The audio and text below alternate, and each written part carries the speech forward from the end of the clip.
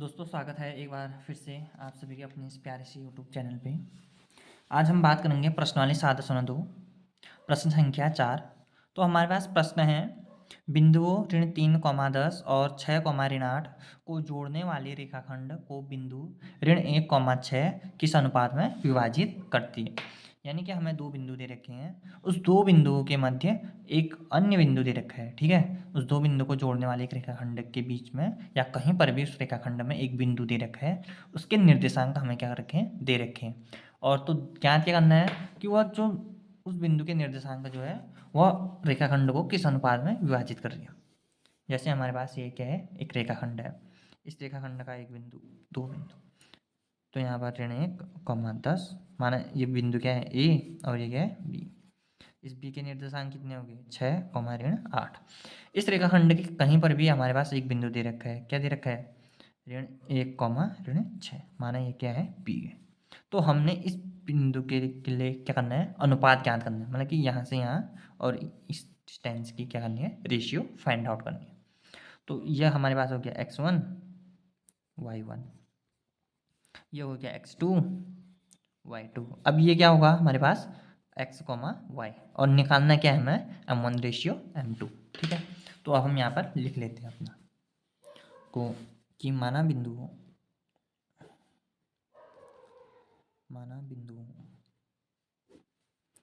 क्या है, ये ए 3, ऋण 3, 10 और जो बी है हमारे पास 6, ऋण 8 को जोड़ने वाले रेखाखंड, ठीक है, जोड़ने वाले रेखाखंड को बिंदु, जैसे क्वेश्चन है वैसे लिख रहा हूँ मैं, ठीक है, को बिंदु जो है ऋण 1, 6 m1:m2 में विभाजित करती है,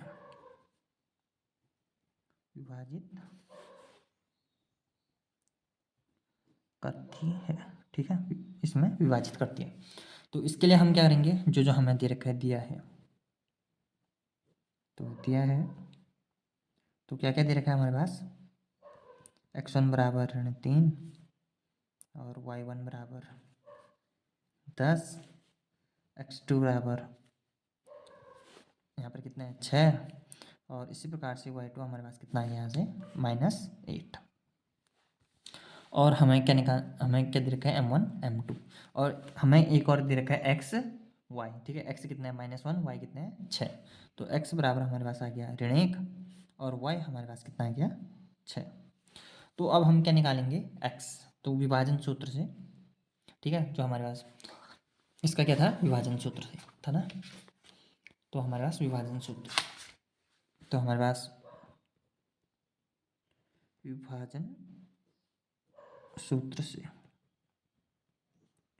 तो विभाजन सूत्र से हमारे पास क्या है, जो फॉर्मूला है उस फॉर्मूला को हम क्या लिखेंगे, यहाँ पर लिख देंगे।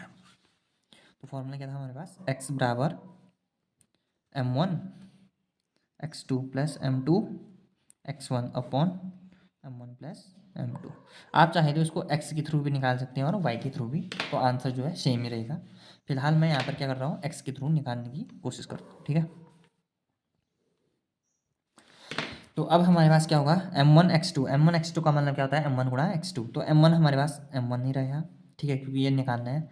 x2 हमारे पास कितना आ गया था 6 और x हमारे पास कितना है -1 धन m2 हमारे पास निकालना है x1 हमारे पास कितना आ गया था -3 बट्टे m1 प्लस m1 हमारे पास निकालना है और m2 भी इस प्रकार से निकालना है।